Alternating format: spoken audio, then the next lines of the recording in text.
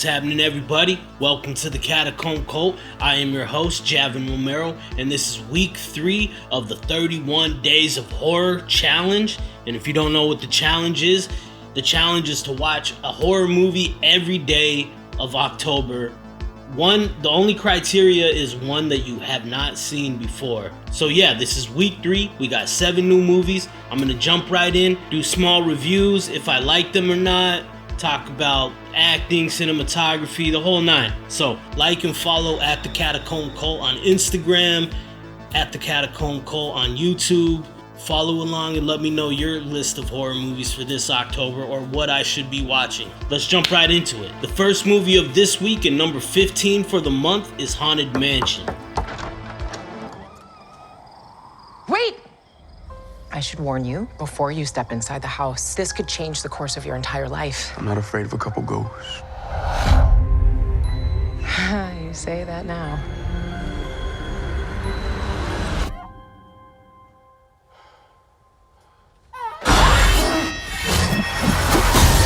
A single mom named Gabby hires a tour guide, a psychic, a priest, and a historian to help exorcise her newly bought mansion after discovering it is inhabited by ghosts.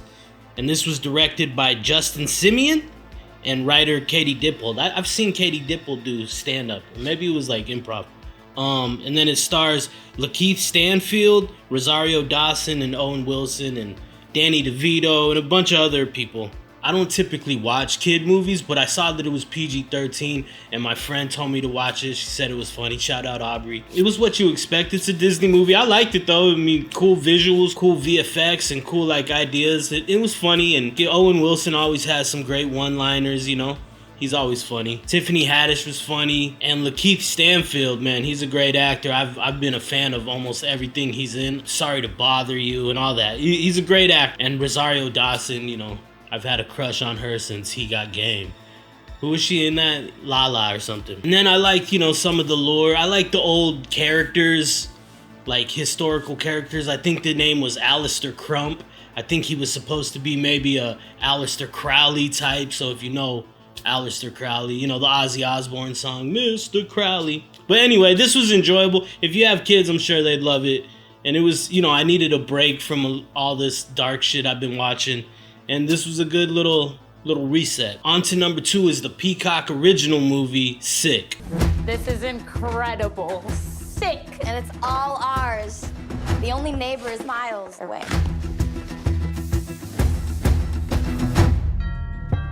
I thought you were spending quarantine alone.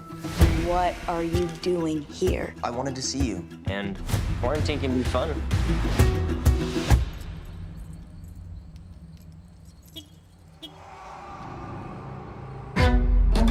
Due to the pandemic, Parker and her best friend decide to quarantine at the family lake house alone, or so they think. And this was directed by John Hyams and stars Gideon Alden, Bethlehem Millen, and Dylan Sprayberry. And this was kind of a trip because it brought me back to the early days of pandemic where people were, if you coughed in a grocery store, people would all turn and look at you and freak out, mask, the whole 9, bare shelves, no toilet paper, everybody freaking out. And it really brought me back to that moment in time, which was only a couple years ago. It's such a trip. And this was the writer from the original Scream movie. I gotta say, man, I really enjoyed this movie and I had no expectations going in. And it was like a real solid old school slasher kind of flick. And there's a little twist at the end. It's like, is it woke or anti-woke? There's funny moments, but not like funny like comedy. It's more like the absurdity of things. It was a good cinematography, built great tension, nice score, colors cool. The 2 women actors, you really felt, they were really natural, and you really felt like, oh, these are what it would be like if you were a 19-year-old going through the pandemic, There was a few writing things, like, mini spoiler here, where one of the actors wakes up and she immediately dodges a blow to the head, and it's like she wakes up from a REM sleep, opens her eyes and dodges it, and it's like little things like that kind of get to me sometimes. But all in all, this was a really fun movie. I liked it, and a good classic slasher flick. Number 17 is The Boogeyman. Oh When there are scary things we don't understand, our minds try to fill in the blanks. Sometimes the best thing to do is to face it. Still reeling from the tragic death of their mother, a teenage girl and her younger sister find themselves plagued by a sadistic presence in their house and struggle to get their grieving father to pay attention before it's too late. And this was directed by Rob Savage and stars Sophie Thatcher and Vivian Lyra Blair. And this was adapted by a Stephen King short.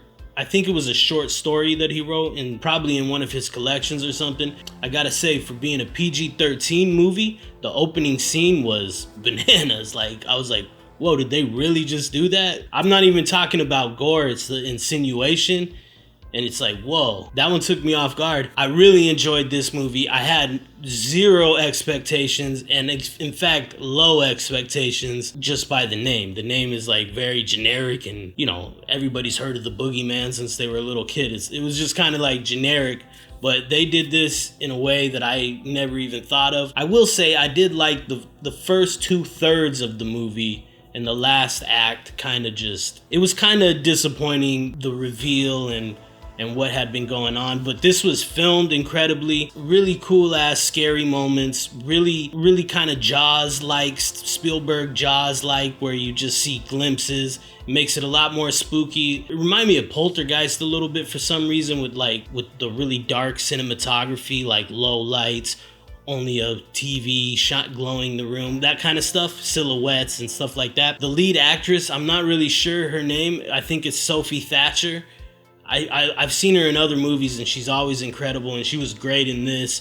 Real emotional, and like has a lot of good layers in it to make it you're invested with these characters, you know what I mean? And they really, that's what makes a good movie, when you're invested and you feel for these characters genuinely, you know? The last act, like I said, the reveal and all that wasn't as gripping as I would have liked, but it was a good movie. I liked it. It was very enjoyable. Thumbs up, go watch it. On to the next, number 18, and it's the 1935 The Raven.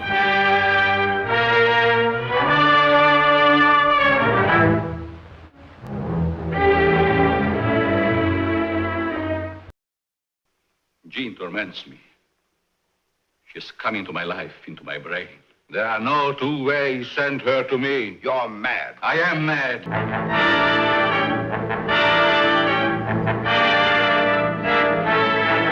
Dr. Volan is a brilliant but unstable surgeon with a morbid obsession for instruments of torture. He saves the lives of Jean Thatcher, a beautiful young socialite injured in an automobile accident, and becomes... I'm not laughing at the automobile accident, but I am laughing about how they filmed it, but I'll get into that. And becomes increasingly attracted to her. And it stars Boris Karloff and Bela Lugosi. And the writer's credit, they give a writer's credit to Edgar Allan Poe. And I think that's because Bela Lugosi recites some Edgar Allan Poe poems, so I guess. I don't know. And I know Edgar Allan Poe wrote The Raven. I don't know if I know the story of The Raven. Yeah, I was laughing about the car wreck just because, you know, and I wasn't like making fun of it at all, because it is 1935. This is like old movie making, you know what I mean? And I don't know if they did the car wreck using miniatures. It looked like it was a miniature for sure. Maybe like big miniatures, but like it looked like it was miniatures for sure. But like just the way it fell down the cliff was pretty crazy. And I gotta say, last year I tried to watch some old movies too, and some of them hit, some of them don't. This one was real short and it was real late at night. It's only like an hour and 1 minute long. You know, Bela Lugosi's a gangster. He's creepy as and everything. You know why he was Dracula. Just that stare and that slick back hair, you know, that pomade, his eyes, you know, hella intense.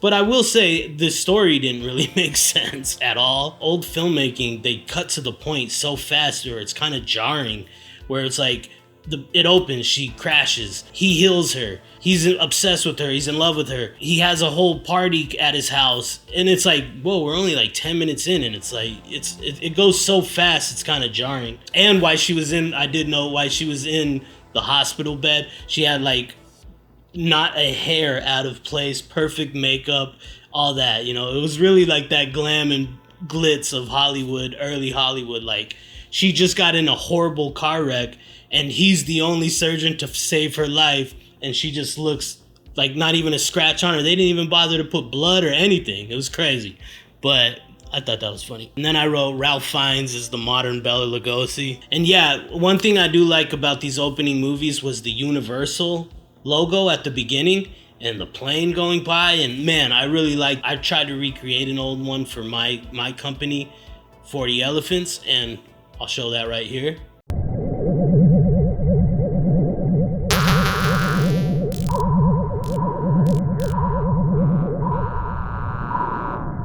Opening credits of these movies and the opening bumpers, they're called, the logo bumpers, they look so cool, and I'm like, damn, I want to learn I want to like film something like that. And then they put the credits at the end, and they have a little tagline above the credits at the end, because they have them at the beginning, and then at the end they have a good cast deserves a second shout out or whatever. And I was just like, man, that's so weird, like, but it was cool. It's cool. Those little things I enjoyed, and like how they filmed certain things I enjoyed. But this movie was okay. It's what you would expect for 1935. I'm sure at 1935, if I hadn't seen any other movies in my life, I'd have been blown away. So on to the next one. Number 19 is Tom DeLonge's from Blink-182's directorial debut, Monsters of California.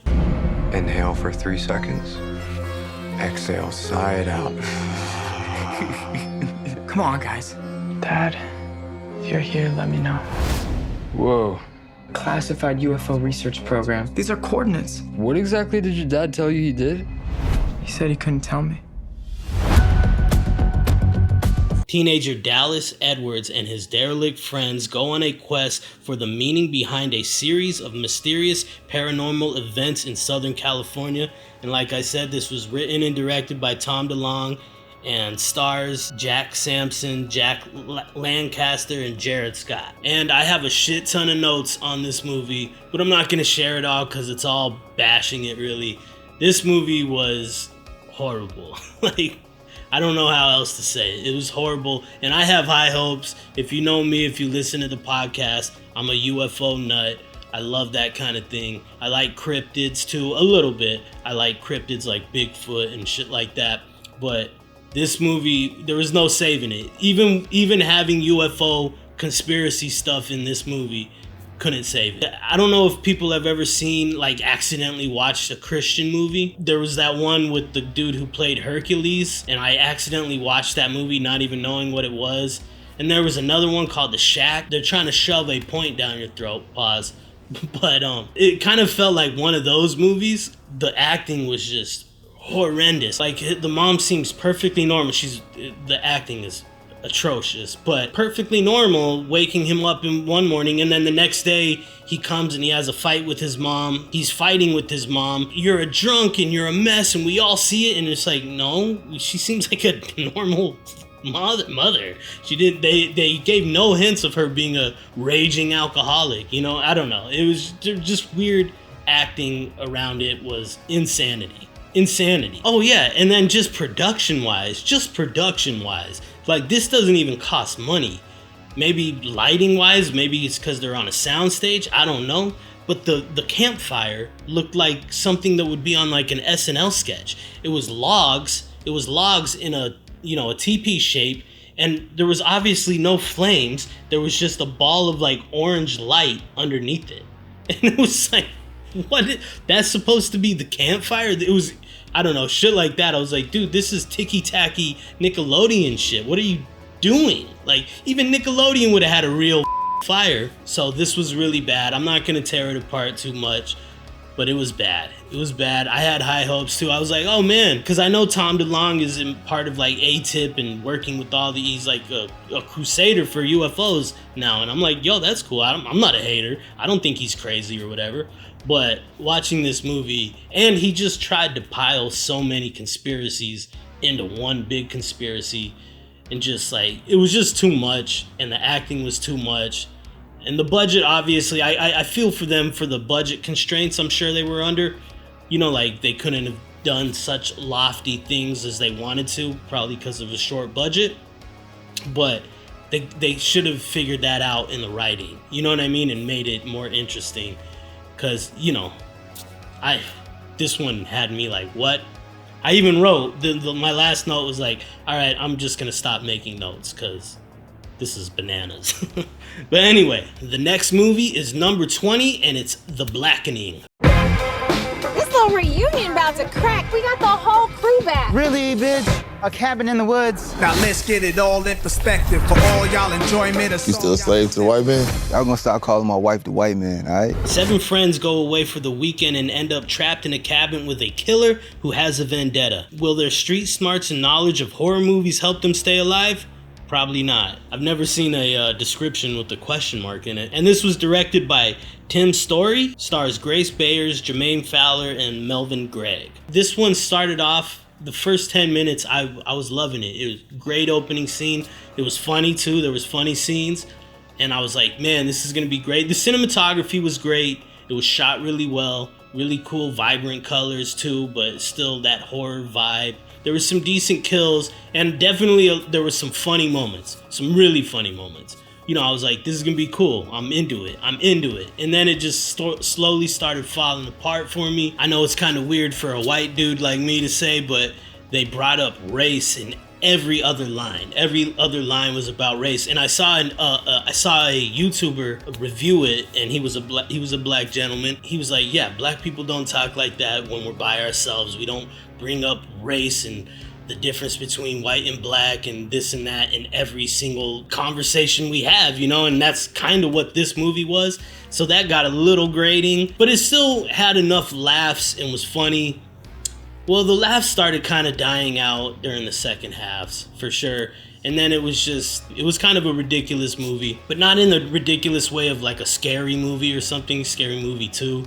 Which are, come on, those first two, the Wayans brothers, were incredible. Yeah, it just kind of started falling off and not really enjoyable by the end of the night. Plus, I had a few little vinos, and I was just like, man, this sucks. But it was good. I could see why people liked it. It had me for the first half, and then it just dropped me. The laugh started going, and then the story started just falling apart, and then it was just kind of like, all right. But anyway, on to the next movie. And the final movie, number 21, is Happy Death Day. Tree, happy birthday. You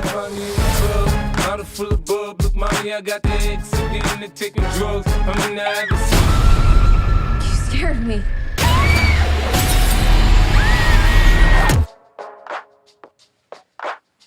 Hey, you're up. A college student must relive the day of her murder over and over again in a loop that will end only when she discovers her killer's identity. And this was directed by Christopher Landon. This has been on my radar for a long time, and I've heard people say it was pretty good. I just never got to it, and I got to it now. It was good. It was like a teen movie, kinda. It was PG-13. Another comedy horror for sure. The character arc was really nicely written, because at first you're like, she's like a mean girl. And she's mean, like she's horrible to everybody, and you're like, F her, you know, like who gives a shit what happens to her? And then you start kind of peeling back the layers of an onion, like a good movie should. You know, it's a Groundhog Day movie. You're stuck in the loop. This just happens to be she gets murdered after each one. And I thought the reveal, the twist at the end was kind of flimsy. Like it didn't really make sense. Even though I enjoyed the movie, the reveal was kind of lackluster and confusing. Not confusing like what's going on, it was just like, why would they do that? But I liked this movie. It was cool shots. It was cool because like each new loop of her day would end in a different kill. Basically you could kill the same person a bunch of times in different creative ways, which I thought that's like a cool writing technique, I think. And I actually really dug it, and I think this week I'm gonna watch Happy Death Day 2U. So Happy Death Day 2. So yeah, that'll be next on the list. I've had a few people tell me I should watch this, and I'm glad I did. It was enjoyable. I had fun. Go watch it. And everybody, this has been week 3 of the 31 Days of Horror. Catacomb Cult presents 31 Days of Horror.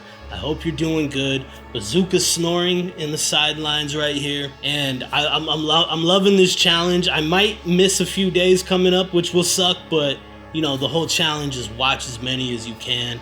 It might not be a perfect record like last year, but maybe I can double up. But that defeats the purpose, doubling up, because I want to do one for each day. You know what I mean? Each day. So if I watch 3 in one day, I think that's kind of cheating. Like, thumbs up, smash, whatever, follow, please. I love seeing that you guys are engaging with me in this, and what you're watching, drop them in the comments, and I love you. Smooches, I'm out of here. Established in 399 BC, this is the Catacomb Cult.